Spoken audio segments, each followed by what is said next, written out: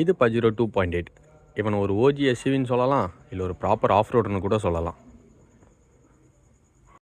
என்னடா இன்னைக்கு வித்தியாசமா விபூதி பூசிருக்க? இது விபூதி இல்ல, நம்ம கம்பெனி முத்திரை. இன்ஜினை சுற்றி ஃபுல்லாகவே ஆயில் லீக் இருக்குன்னு தான் கம்ப்ளைண்ட். நம்ம ஃபஸ்ட்டு ஒரு மைனர் ஆயில் லீக்காக இருக்குன்னு சொல்லி தான் பிரிக்க ஸ்டார்ட் பண்ணோம். பட் கொஞ்சம் கொஞ்சமாக பிரித்தோன்னு தான் தெரிஞ்சது ஹெட்டுக்கும் பிளாக்குக்கும் நடுவுலேருந்து ஆயில் லீக் ஆகுதுன்னு சொல்லிட்டு. இது வண்டியில் இருந்த கேஸ்கட். இது நம்ம இப்போ வாங்கியிருக்க புது கேஸ்கட். இது ரெண்டுத்துக்கும் நடுவில் பார்த்தாலே தெரியும் இந்த ஒரு பீஸே இந்த கேஸ்கெட்டில் இல்லை. இது புது கேஸ்கெட். ஹெட்டில் இப்படி தான் சீட்டிங் ஆகும். ஆக்சுவலாக இதுதான் டைமிங் கேஸ் உட்கார்ற இடம். இது செயின் ட்ராவல் ஆகிற ஸ்பேஸ். இவங்க டைமிங் கிட் சேஞ்ச் பண்ணும்போது என்ன பண்ணியிருக்காங்க அப்படின்னா, இந்த ஒரு பீஸையே கட் பண்ணி எடுத்துகிட்டு இந்த ஹெட்டு கேஸ்கெட்டில் இந்த டைமிங் கிட் உட்கார இடத்தையே கட் பண்ணி எடுத்துட்டாங்க. டேமேஜ் ஆயிருந்தனால எடுத்தாங்களா இல்லை என்னன்னு தெரியல. எடுத்துகிட்டு ஃபுல்லாகவே பேஸ்ட் போட்டு பேக் பண்ணிட்டாங்க.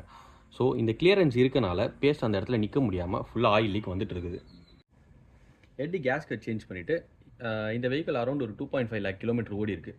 ஸோ நம்ம வால்வோட ஸ்டெம் சீல் மாற்றிட்டு ஹெட்டை ஃபுல்லாக ஒரு சர்வீஸ் பண்ணிடுறோம். அது கூடயே சேர்த்து டைமிங் கிட் அசம்பிளி சேஞ்ச் பண்ணுறோம், வாட்டர் பம்ப் சேஞ்ச் பண்ணுறோம், எல்லா பேக்கிங் கிட் இந்த வண்டியோட மொத்த பேக்கிங் கிட்டுமே சேஞ்ச் பண்ணுறோம். இந்த ஒர்க் கூடயே சேர்த்து டர்போவையும் சர்வீஸ் பண்ணி இன்ஸ்டால் பண்ணுறோம்.